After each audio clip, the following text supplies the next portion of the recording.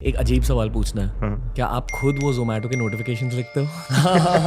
Swiggy असली problem बनी थी। Swiggy has forever been a problem for us. People don't know that Zomato had almost gone broke multiple times, and every time he's gone out there and brought money back or made it unbroke. मैं actually उन phases के बारे में जानना चाहूँगा। हमारे पास 4 महीने के पैसे बचे हैं, नहीं है पैसे, क्या करोगे? पैसे आप लाओगे, नहीं लाओगे तो फिर सॉल्व कर लो। नहीं सॉल्व करना अगर आपने तो आप भाग जाओ, कोई और सॉल्व कर लेगा। मुश्किल जर्नी रही है। फन जो नहीं रही है। मुश्किल is fun, pain is pleasure. Yes. BDSM of business. Exactly एक डिलीवरी से Zomato कैसे पैसे कमाता है? तो क्या सीखा भारत के बारे में present and future, specially when it comes to workforce? जैसे लोग हमें चाहिए होते हैं वो नौकरी ढूंढते नहीं हैं। आप कोचिंग में बिलीव करते हो? कोचिंग या approaching what are you running away from? Slavery. Expand. दोस्तों हम बहुत कम बिजनेस ओरिएंटेड कॉन्वर्सेशंस टीआरएस पर करते हैं क्योंकि ऑनेस्टली आप सारे लोग इतने सारे एंटरप्रेन्योरशिप के कॉन्वर्सेशंस नहीं देखते, पर आज के गेस्ट है इंडियन एंटरप्रेन्योरशिप स्पेस के लेजेंड जोमैटो फाउंडर दीपिंदर गोयल। बहुत रिलैक्स तरीके से हमने एंटरप्रेन्योरशिप की, बिजनेस की साइकोलॉजिकल साइड के बारे में बातें करी है, फेलियर के बारे में, स्ट्रगलिंग फेज के बारे में बातें करी है। अगर आपको जिंदगी में बहुत बड़े बिजनेसेस खोलने, बहुत कुछ करना है एक बिजनेस ओरिएंटेड पर्सपेक्टिव से, एक स्टार्टअप ओरिएंटेड पर्सपेक्टिव से, तो प्लीज़ ये पॉडकास्ट एंड तक देखिए। मैं जानता हूँ कि पूरी स्टार्टअप कम्युनिटी ये वाला पॉडकास्ट देखेगी, पर मैं ये चाहता हूँ कि भारत के इंटीरियर्स में बैठे हुए स्टूडेंट्स भी इस पूरे पॉडकास्ट को एंड तक देखें। बहुत बढ़िया कॉन्वर्सेशन है दीपिंदर गोयल के साथ। जोमैटो के बारे में सीखिए, दीपिंदर भाई के माइंडसेट के बारे में सीखिए और भारत के फ्यूचर के बारे में सीखिए टीआरएस के इस एपिसोड पे।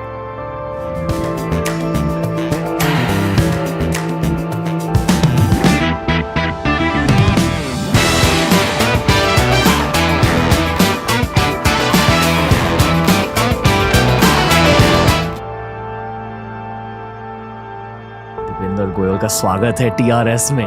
कैसे हो आप sir? All well, very nice. आपको सर बुलाऊं, ब्रो बुलाऊं? जो मर्जी यार तेरी बुला ले।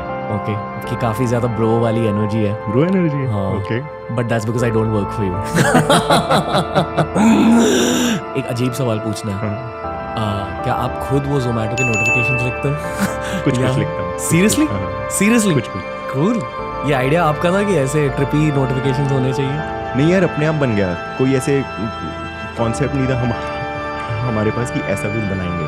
ओके। और ये ऑर्गेनिकली बन गया। हमने कुछ ट्राई किया, चल गया। ओके। कुछ और किया, वो भी चल गया। फिर लोग कहते तुम्हारा ब्रांड ऐसा है, हम ये चीज़ करते हैं। कभी कुछ ऐसे फेजेस आए थे जहाँ आपको लगा था कि यार you want to give up, और जहाँ आपको बहुत लो फील हो रहा था? काफ़ी कुछ। ओके। सबसे लो कब फील हुआ? बहुत बार यार, मतलब क्विट करने का मन तो हर 2-3 हफ्ते में करता है। अभी भी करता है।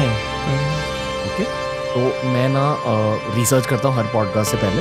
मैंने बिजनेस कम्युनिटी के काफ़ी सारे लोगों से पूछा कि आपसे क्या पूछूं, तो बहुत लोगों ने कहा कि in the business community there is different chatter than what the public knows.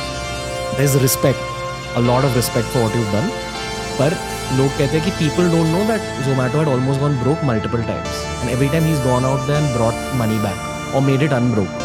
मैं एक्चुअली उन फेजेस के बारे में जानना चाहूँगा। Both as a human being क्या हो रहा था, कंपनी में क्या हुआ, और फिर एज अ ह्यूमन बीइंग आपने सॉल्व क्या किया और कंपनी में सॉल्व क्या किया। लेट्स से हमारे पास 4 महीने के पैसे बचे हैं जी, ठीक है, और हमारा राउंड ऑफ करते हैं $10 मिलियन पड़े हैं 4 महीने के पैसे। बर्न रेट काफ़ी होता था हमारा उसमें, ठीक है।